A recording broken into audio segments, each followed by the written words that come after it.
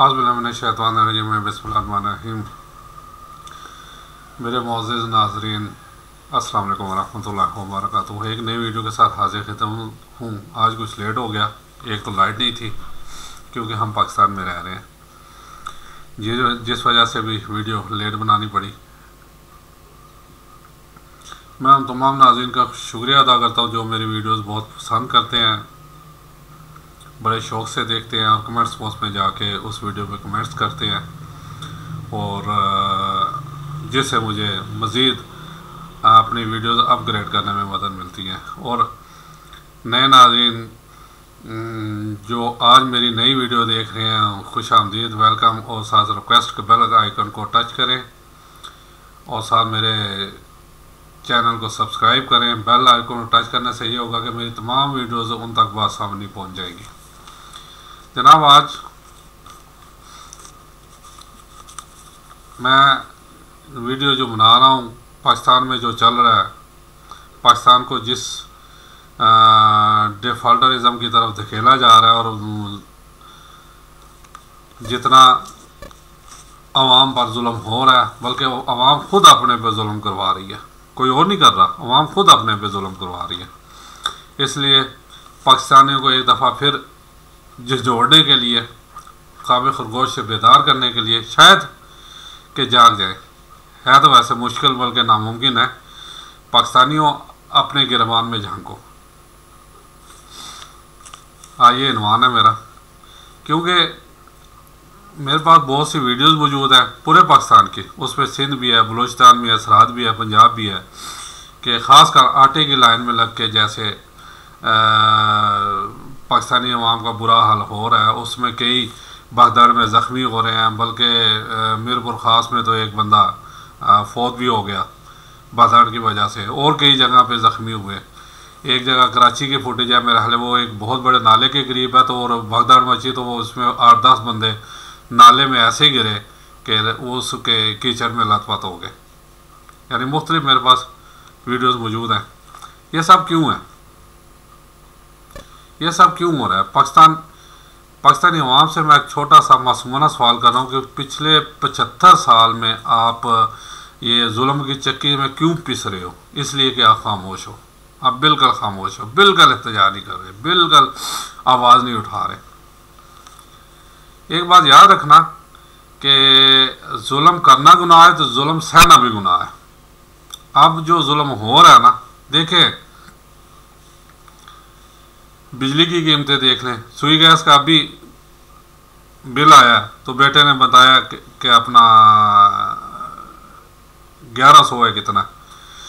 तो उन इलाकों वालों से, इसमें मैं भी शामिल हूँ, कि पिछले 2 माह से हमारे घर में बिजली ये सुई गैस आ ही नहीं रही, बिल्कुल नहीं आ रही। हम सिलेंडर इस्तेमाल कर रहे हैं, बिल कितना है? 1100। क्यों? क्या ज़्यादती नहीं है हमारे साथ? हम क्यों नहीं आवाज़ उठा रहे? क्यों नहीं उनका मुंह तोड़ रहे उन बेगैरतों का जो ये जुल्म हम पे कर रहे हैं? बिजली के बिल देखें, बिजली के बिल जो है ना, सर्दियों में अब 4-4, 5-5 हज़ार आ रहे हैं, जबकि हालत ये है कि जहां हम सुकड़ के बैठे होते हैं, एक 5 या 7 वाट का बल्ब इस्तेमाल कर रहे होते हैं, या एक चले रूटीन में फ्रिज चल रही होती है, बाकी और कोई चीज़ चल नहीं होती। ये हमारे साथ क्यों हो रहा है? ये आटे के लाइनों में इतनी लंबी लाइन लग के आटे के लिए जो आवाम खड़ी होती है, बड़ों को क्या मसला है? और बड़े अशराफिया बदमाशिया तो इंतहाई मज़े में है। बड़े तो जितने में, बड़े से मेरी मुराद हमेशा सिर्फ सियासतदान नहीं है, इंतहाई मज़े के साथ बड़े जितने हैं जो पाकिस्तान को लूट रहे हैं, वो किसी भी अदारे से तल्लुक़ रखते हैं, वो पार्लियामेंटेरियन हैं, वो ब्यूरोक्रेट हैं, या कोई और हैं। अब मजबूरी है कि मैं खुल के नाम नहीं ले सकता, क्योंकि फ़ौरन मुझ पे तौहीन, कई किस्म की तौहीनें लग जाएंगी। हमारे पाकिस्तान में तो ये भी मसला है ना, हम खुल के एहतजाज भी नहीं कर सकते। आप समझ ही गए होंगे कि 13 पार्टियों की जगह 15 पार्टियाँ क्यों कहा जाता है कि 2 अदारे और हैं जिसमें शामिल है।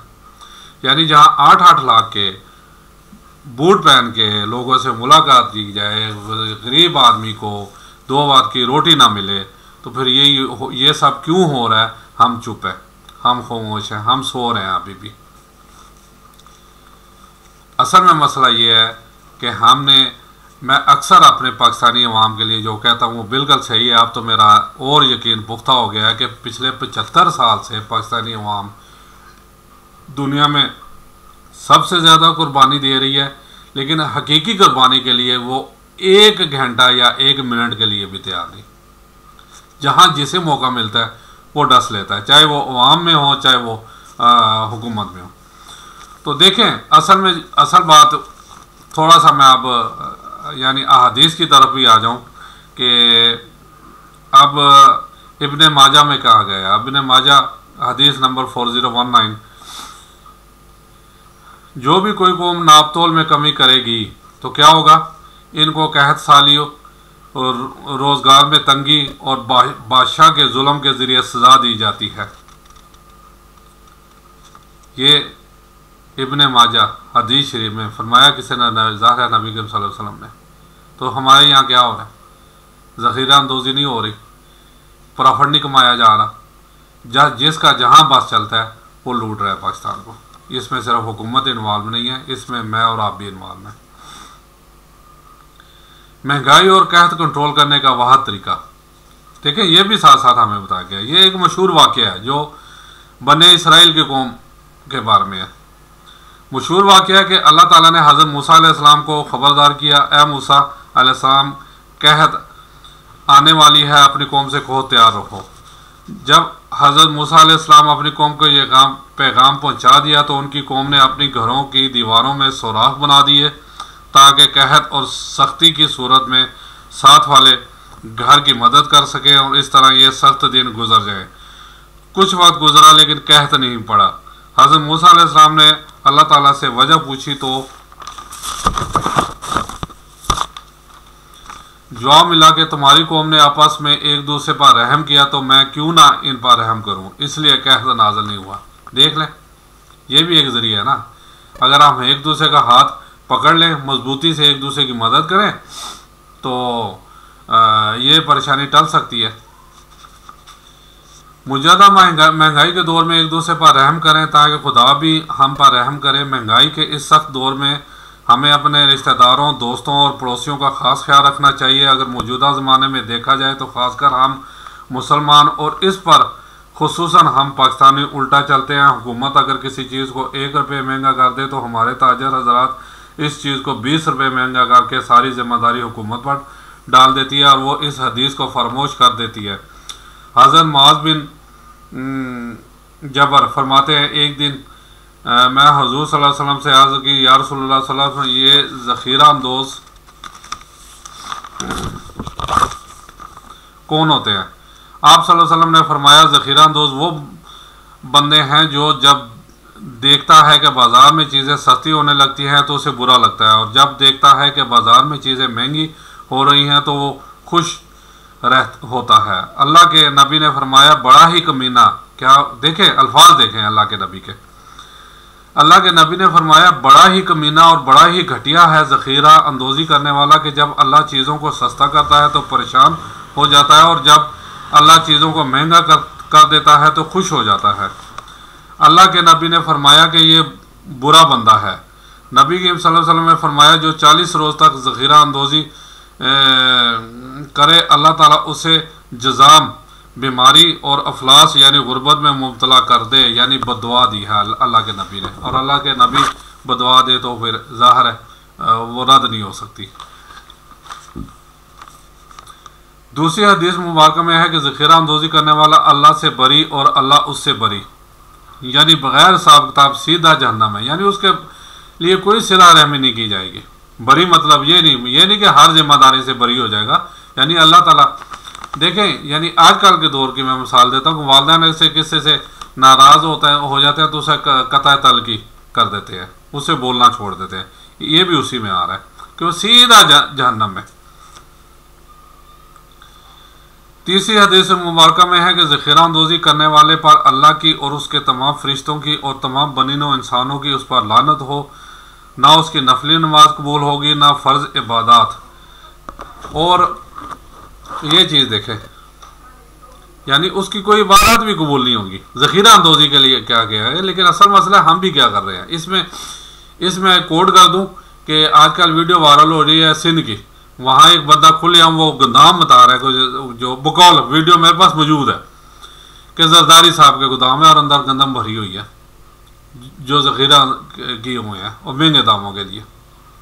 तो फिर क्यों ना आटा महंगा मिले? वजह क्या है? हम लोग खामोश हैं। अब मीरपुर ख़ास में जो वाक़या पेश आया वो सबके पता ही होगा कि सस्ता आटा खरीदते हुए हजूम में भगदड़ मचने से एक मजदूर की जान चली गई। हुकूमत की तरफ से जब सस्ते आटे का ट्रक आया तो हजूम में भगदड़ मच गई, जिससे कई लोग ज़ख्मी भी हुए और एक 6 बच्चों का बाप लोगों के पैरों के तले रोंदे जाने से जा बहक हो गया। कहा जाता है कि इस मजदूर की बेटी की चंद दिनों में शादी तय थी, यानी जिस घर में शादी की शहनाइयाँ बजना थी वहाँ पर मौत का कहराम मच गया। ये सारे असल में क्यों हो रहे हैं? मैं तो फिर वही यही बात करूँगा।